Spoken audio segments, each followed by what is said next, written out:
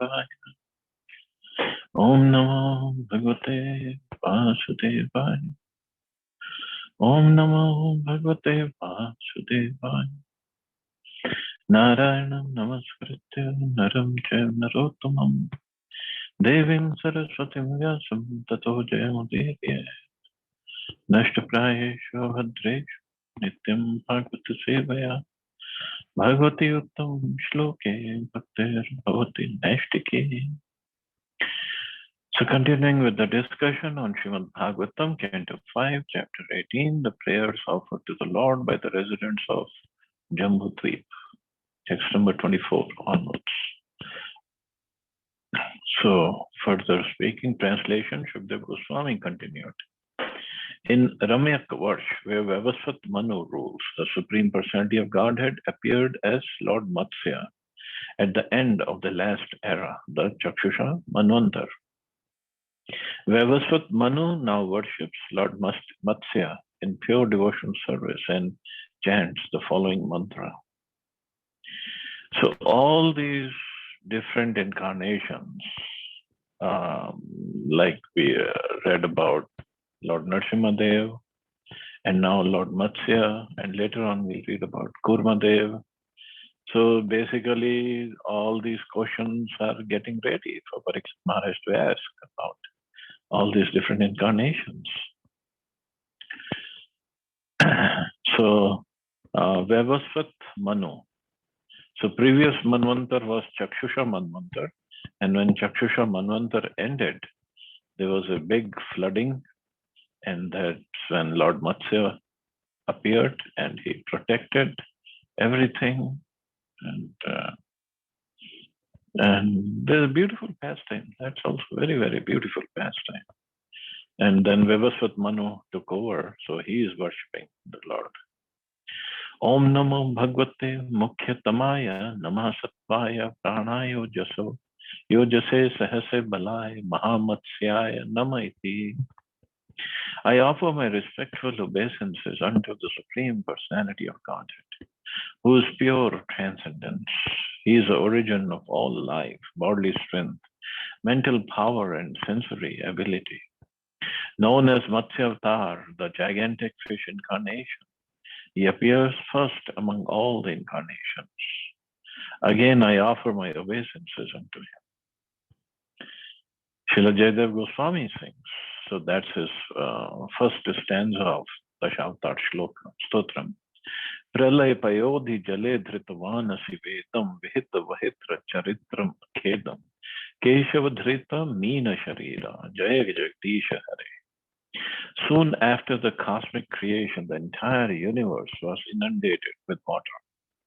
At that time, Lord Krishna, Keshav, incarnated as a gigantic fish to protect the Vedas. Therefore, Manu addresses Lord Matsya as Mukhyatam, the first incarnation to appear. Fish are generally considered a mixture of the modes of ignorance and passion. But we must understand that every incarnation of the Supreme Personality of Godhead is completely transcendental. There is never any deterioration of the Supreme Lord's original transcendental quality. Therefore, the word Satvaya is used here, meaning pure goodness on the transcendental platform. There are many incarnations of the Supreme Lord. Varahamurti, the boar form, Kurma Murti, the tortoise form, Hayagriva Murti, the form of a horse, and so on. Yet we should never think any of them material. They are always situated on the platform of Shuddha Sattva, pure transcendence. It just he appears the way he wants to, whatever pleases him, and he wants to perform his best.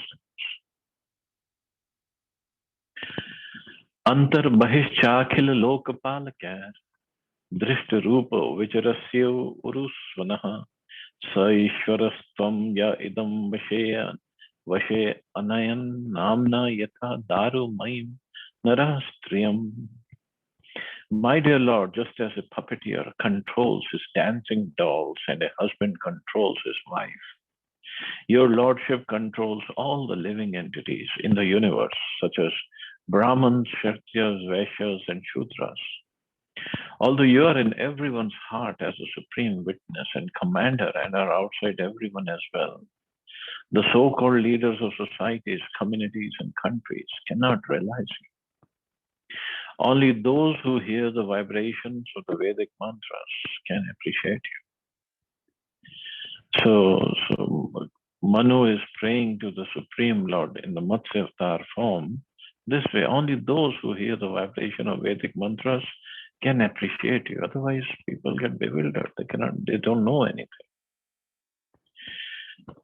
The Supreme Personality of Godhead is Antarbahi, present within and without everything. One must overcome the delusion caused by the Lord's external energy and realize his presence both externally and internally. In Srimad Bhagavatam, Srimati Kunti Devi has explained that Krishna appears in this world, Nato Natya Dharo Yatha, exactly like an actor dressed as a player. In Bhagavad Gita, Krishna says, Ishvara Sambhutanam Hrideshe Arjantishti. The Supreme Lord is situated in everyone's heart, Arjun. The Lord is situated within everyone's heart and outside as well. Within the heart, he is a super soul, the incarnation, who acts as an advisor and witness. Yet, although God is residing within their hearts, foolish people say, I cannot see God. Please show him to me. Well, they don't even use the word please. So he's there, but he's not visible. Only he is visible to his devotees who have the eyes to see him. Everyone is under the control of the Supreme Personality of Godhead, exactly like dancing dolls controlled by puppeteer, or a woman controlled by her husband. A woman is compared to a doll, Darumai, because she has no independence. Well, not these days. She should always be controlled by a man. Well, this control is not like one controls some animals. That's not the way it is. Still, due to false prestige, a class of women wants to remain independent. What to speak of women, all living entities are Prakriti, female, and therefore dependent on the Supreme Lord. As Krishna himself explains in Bhagavad Gita, Aparayamitastvanyam Prakritim Vidhi me para. The living entity is never independent. Under all circumstances, he is dependent on the mercy of the Lord.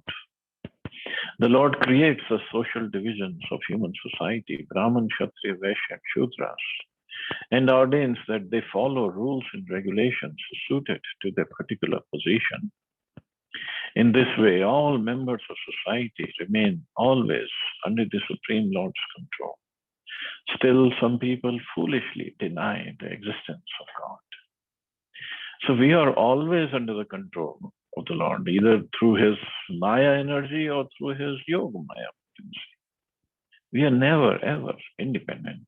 Only independence we have is minute independence of desiring. That's it. Desiring to serve him or desiring not to serve him. And then everything takes over and all the energies take over and they just guide us. They just control us like a puppeteer. But we don't understand. We don't understand this. We think we are independent. We think we are very much free to do whatever we want. Self-realization means to understand one's subordinate position in relation to the Lord. When one is thus enlightened, he surrenders to the Supreme Personality of Godhead and is liberated from the clutches of the material energy. In other words, unless one surrenders to the lotus feet of the Lord, the material energy in its many varieties will continue to control him. No one in the material world can deny that he is under control. The Supreme Lord Narayan, who is beyond this material existence, controls everyone. The following Vedic mantra confirms this point. Eko havai Narayana asid. Foolish persons think Narayan to be on the platform of ordinary material existence because they do not realize the natural constitutional position of the living entity They concoct names like Daridra Narayan, Swami Narayan, or Mithya Narayan. However, Narayan is actually the supreme controller of everyone. This understanding is self-realization. So, but to even come to this understanding that I am controlled, everybody is controlled by the Lord, is very, very difficult. What to speak of going further to develop love for Krishna? It's so difficult. Because we all have our false egos that doesn't let us surrender, that doesn't let us understand that we all are controlled. Yamalokapala kil matsara jvara hitva yatanto api prithak sametya cha patumna shekur dvipadash chatushpadaha sarisripam sthanu yad atra drishyate. My Lord, from the great leaders of the universe, such as Lord Brahma and other demigods, down to the political leaders of this world, all are envious of your authority. Without your help, however, they could neither separately nor concertedly maintain the innumerable living entities within the universe. You are actually the only maintainer of all human beings, of animals like cows and asses, and of plants, reptiles, birds, mountains, and whatever else is visible within this material world. So actually maintainer, controller, everything is Krishna.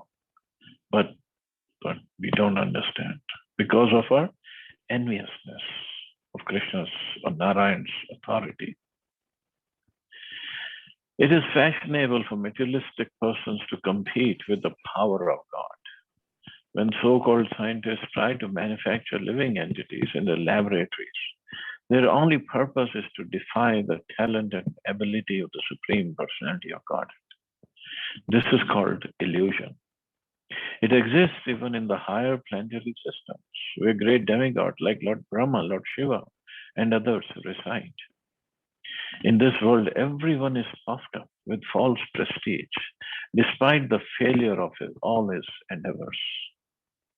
When so-called philanthropists who supposedly want to help the poor are approached by members of the Krishna Consciousness Society, they say, you are simply wasting your time while I am feeding vast masses of starving people. Unfortunately, their meager efforts, either singly or together, do not solve anyone's problems. In fact, many people, many of them, so-called liberals and so-called advanced, they call themselves advanced, we don't. But they say, what is the use of building this huge temple in Ayodhya? Rather, the government should arrange to feed people, poor, starving people, use that money in feeding them. What's the need of building such a huge temple? That's the problem, because they don't understand Krishna's or Ram's position.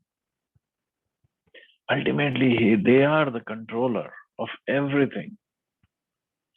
So when we worship them properly, when we serve them properly, they can make arrangements for everybody to be fed. And if poor people are not getting their food, it's nothing that Lord Ram doesn't want. It's their karma is stopping them.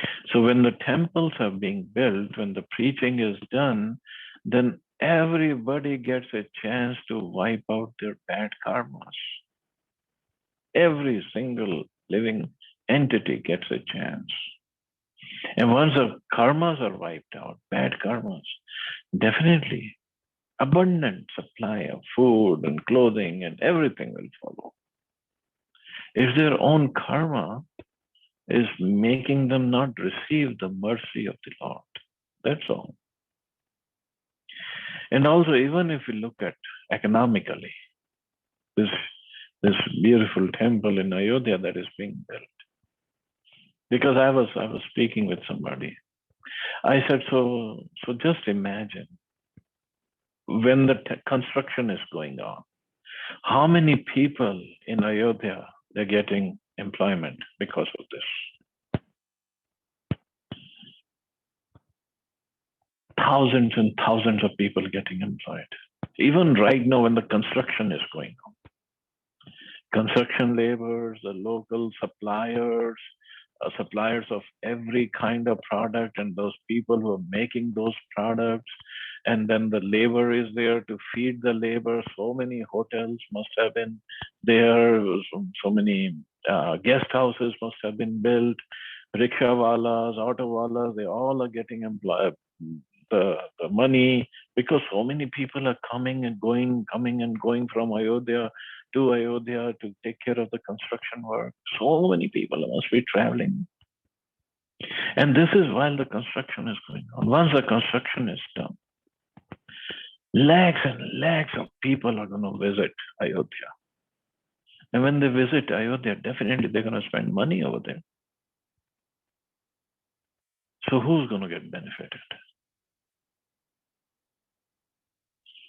Many times people don't understand this economic equation.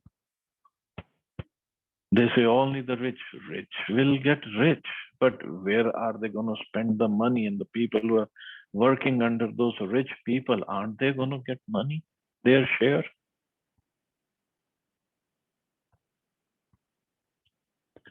So this thing people don't understand, or somehow this is a misfortune of India, that we followed this British system and then socialist system where government just provides for everybody. Government cannot provide for everybody. Government doesn't have anything. They don't own anything. They're just a bunch of people who are trying to run a country. That's all. Ultimately, everything is going to come from either the land or the whatever they built. So if that thing is taken care of properly, which socialist system hasn't done it properly, so only capitalist system can do it properly.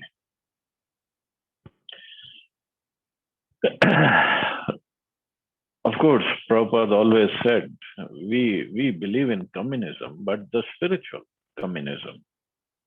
So spiritual communism means understanding that everything belongs to Krishna.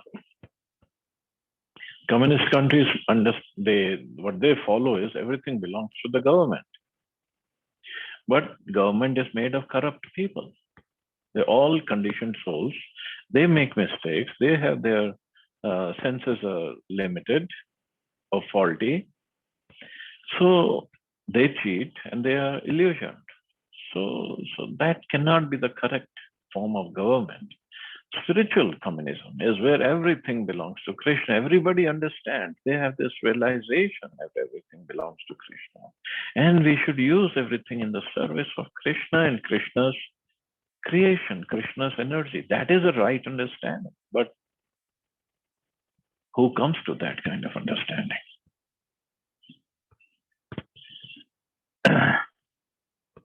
So anyway, I just read this sentence and that's what triggered it. So unfortunately, the meager efforts, either singly or together, do not solve anyone's problems. Sometimes so-called swamis are very eager to feed poor people, thinking them to be Daridra Narayan, the Lord's incarnations as beggars. They prefer to serve the manufactured Daridra Narayan than the original Supreme Narayan. They say, don't encourage service to the Lord Narayan. It is better to serve the starving people of the world. Unfortunately, such materialists, either singly or combined in the form of the United Nations, cannot fulfill their plans.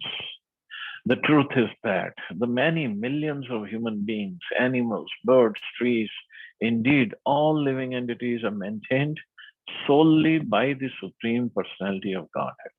Eko Bahunam Yovidadhati Kaman. One person, the Supreme Lord, is supplying the necessities of life for all other living entities. To challenge the authority of Narayan, the Supreme Personality of Godhead, is the business of asuras, demons. Yet sometimes suras or devotees are also bewildered by the illusory energy and falsely claim to be the maintainer of the entire universe. Such incidents are described in the 10th canto of Srimad Bhagavatam, where Shukdev Goswami tells how Lord Brahma and King Indra became puffed up and were eventually chastised by Krishna. So sometimes, Prabhupada said, devotees also get bewildered. Maya is very, very powerful, very strong. So then devotees also start this understanding, come to this understanding that I am maintaining somebody. We are not. Just like Lord Varahadev picture behind me, when the earth, Hiranyaksha had taken earth down to Rasatal, down to the bottom of the Garbhodak ocean, even Brahmaji was bewildered now what to do. Where did the earth go? How am I going to bring it back? He could not on his own, he could not even bring the earth back. So Lord had to appear and do this wonderful pastime of saving Mother Earth and killing Hiranyaksha.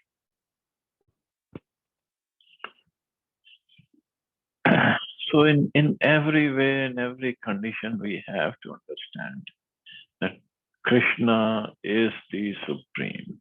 That's it. Nobody can do anything. He's a maintainer, he's a controller, he's a proprietor. All we have to do is take shelter of his lotus feet. That's all. Text 28. Bhavan Yugantaranam Urmi Malini Kshonim Imam Oshuddhi Virudham Nidhim Maya Sahoru Kramate Ojasa Tasmai Jagat Prana Ganat Mane Nam Iti. O Almighty Lord, at the end of the millennium, this planet Earth, which is the source of all kinds of herbs, drugs, and trees, was inundated by water and drowned beneath the devastating waves. At that time, you protected me along with the earth and roamed the sea with great speed. O unborn one, you're the actual maintainer of the entire universal creation, and therefore you're the cause of all living entities. I offer my respectful obeisances unto you. Envious persons cannot appreciate how wonderfully the Lord creates, maintains, and annihilates the universe. But devotees of the Lord can understand this perfectly well. Devotees can see how the Lord is acting behind the wonderful workings of the material nature. In Bhagavad Gita, the Lord says, this material nature is working under my direction, Maya Adhyakshena, O son of Kunti, and it is producing all moving and non-moving beings. By its rule, this manifestation is created and annihilated again and again. All the wonderful transformations of nature are happening under the superintendence of the Supreme Personality of Godhead. Envious persons cannot see this, but a devotee, even though very humble and even if uneducated, knows that behind all the activities of nature is the supreme hand of the Supreme Being. So that is a beginning of self-realization, actually. So anything happens in our lives, anything happens in our relatives' lives, anything is happening in India or America or Pakistan or China or anywhere else, or in any part of the world, in any part of any corner of the universe, everything is controlled by Krishna. And that we have to come to that understanding. Nothing is beyond his control. Nothing.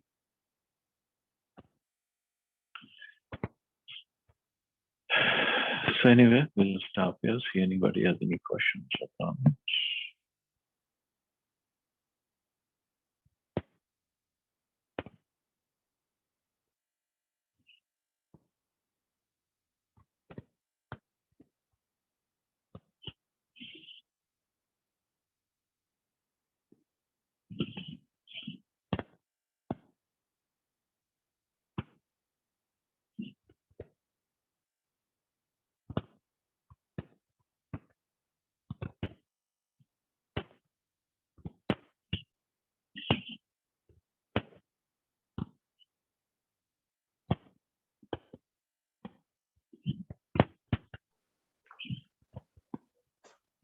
Thank you, Babuji. Hare Krishna. Hare Krishna. Thank you, Babuji. Hare Krishna.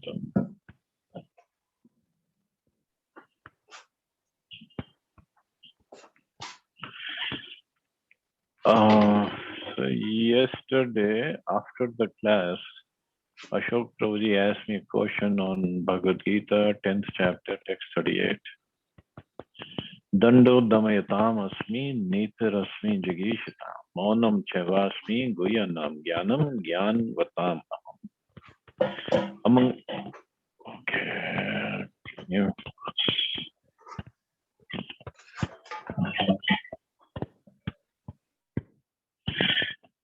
So among all means of suppressing lawlessness, I am punishment, and of those who seek victory, I am morality. Of secret things, I am silence, and of the wise, I am the wisdom. So his question was, what does it mean of secret things, I am silence? And Prabhupada says in the purport, it is a small purport, among the confidential activities of hearing, thinking, and meditating, silence is most important because by silence, one can make progress very quickly. So silence also means not speaking anything which is not related to Krishna. So, so doing that is a real silence. And when we do that, when we follow that, we make progress very quickly.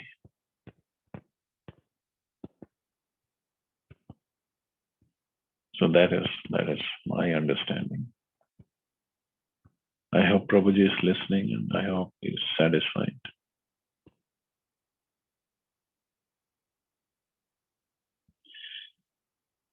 Okay, so we can stop here. You all have a safe and wonderful day. Hare Krishna. Jai Srila Prabhupada. Hare Krishna. Jai